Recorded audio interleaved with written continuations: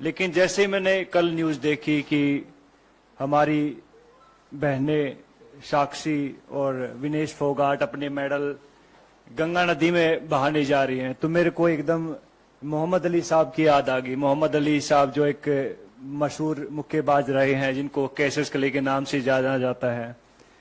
जब उनके ऊपर जब यूएस में गोरे काले की नीति चल रही थी और उनको एक रेस्टोरेंट में दाखिल नहीं होने दिया जा रहा था कि उन्हें बताया कि मैं ओलंपिक गोल्ड मेडलिस्ट हूं, तो उन्होंने उसको बाहर फेंक के मारो, बोला कि तेरे जैसे ओलंपिक मेडलिस्ट बहुत आते हैं। तो इस बात से आहत होके वो उसने अपना ओलंपिक मेडल ओहियो नदी में फेंक दिया था। उसके बाद जो क्रांति आई थी पूरे यूएस में, और आप देख सकते हैं कि यूएस दुनिया का सबसे नंबर 1 मुल्क है, तो ऐसे लोगों की वजह से वहां के लोगों ने उन लोगों का साथ दिया कि भैया नहीं, रंग भेद नहीं है, हमें नहीं अलाउड है। लेकिन हमारे यहाँ उल्टा होता है। हमारे यहाँ जब हमारी बहनें ओलंपिक मेडल नदी में फेंकने जाती हैं तो वहां सबसे पहले उनका मजहब पूछा जाता है, हिंदू हैं या मुस्लिम हैं। चलो हिंदू हैं। फिर उनको कास्ट में बांट दिया जाता है, अच्छा तुम जाट हो, अच्छा ये वो है, ये वो है, ये वो है। तो बहुत सारी चीजें। फिर उसके बाद जो उनकी आईटी सेल एक्टिवेट हो जाती है, फिर बहुत सारे लोग आते हैं कि गंगा, मैंने ट्विटर पे देखा है, बिकॉज आईटी सेल की जो टीमें होती हैं कि हम आपको यहाँ प्रभावित नहीं करने देंगे, इससे हमारी गंगा नदी दूषित हो जाती है। तो ये देखकर बहुत दुख होता। बहुत सारे लोगों को नहीं मालूम होता कि ओलंपिक होता क्या है। आप लोगों को भी नहीं मालूम होगा, बहुत सारे नेता लोग हैं उनको भी नहीं मालूम कि ओलंपिक होता क्या है। पहले जहां आप ट्रेनिंग कर रहे होते, पहले वहां जीतना पड़ता है, जहां आप अखाड़े होते हैं वहां जीतना पड़ता है, नंबर 1 बनना पड़ता है उस वेट में। फिर जाके आपको डिस्ट्रिक्ट में ट्रायल होती है, लाइक भैया मैं भिवानी का रिप्रेजेंट करता हूं तो मैं यहाँ पे ट्रायल दूंगा, वहां 4-5 अकेडमी और होती है, वहां जीतना पड़ता है। फिर जाके स्टेट में जीतना पड़ता है, फिर जाके नेशनल में जीतना पड़ता है, फिर जाके एशिया में जीतना पड़ता है, और फिर जाके ओलंपिक में जीतना पड़ता है, तब जाके ओलंपिक मेडल आता है। अभी कई लोग गुटखा खा के बात तो कर देते कि ओलंपिक मेडल है, हमारे पैसे भी दो, ये वो दो। तो भैया पहले भी हमने बात कही थी इस बात में कि भैया अगर सरकार चाहेगी तो हम कहते हैं कि वो पैसे भी दे देंगे उनको, अगर ज्यादा इनको दिक्कत है इस चीज से। लेकिन ऐसा बन के दिखाओ, आप ऐसा मेडल लेके दिखाओ, उसके बाद आप बात कीजिएगा।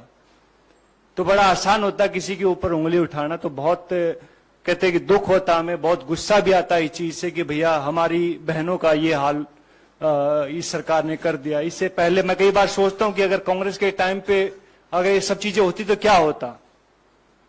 अपने सवाल पूछे क्या होता। सबसे पहले आई थिंक उसको मिनिस्टर को हटाया जाता, जो भी उसका सदस्य है, जो जहां तक मुझे मेरी सोच है। बिकॉज मैंने राजनीति को जब तक समझ आई है तब तक मैंने बहुत देखा, कांग्रेस को बहुत करीब से देखा है, और अभी मैं बीजेपी को देख रहा हूं तकरीबन 8-9 साल से।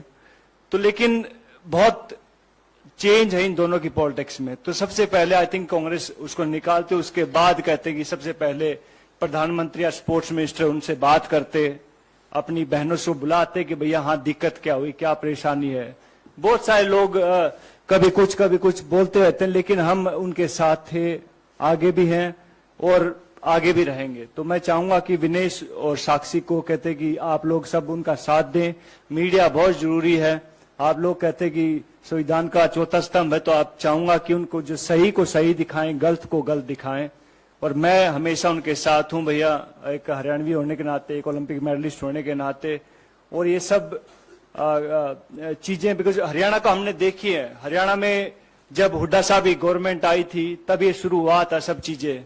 उससे पहले कितने ओलंपिक मेडल आए थे भाई साहब, आपसे आने से पहले कितने ओलंपिक मेडल आए थे? बहुत कम आए थे। लेकिन जैसे वहां पे कांग्रेस की सरकार आई, हुड्डा साहब की सरकार आई, तब वहां में कैश प्राइज मिलने शुरू हुए थे, 31,000, 51,000, 1 लाख रुपए। और हमारे लिए बहुत अहम होता था वो 31,000, 21,000 और 15,000 की राशि बहुत अहम होती थी।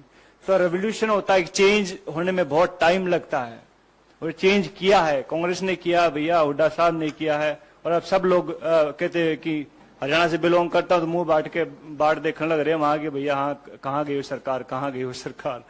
तो भैया टाइम आता, हर एक चीज का टाइम होता है। तो वो कहते हैं कि बड़े बड़े लोग इस दुनिया में नहीं रहे तो ये भी नहीं रहेंगे एक दिन, जस्ट वेट एंड वॉच।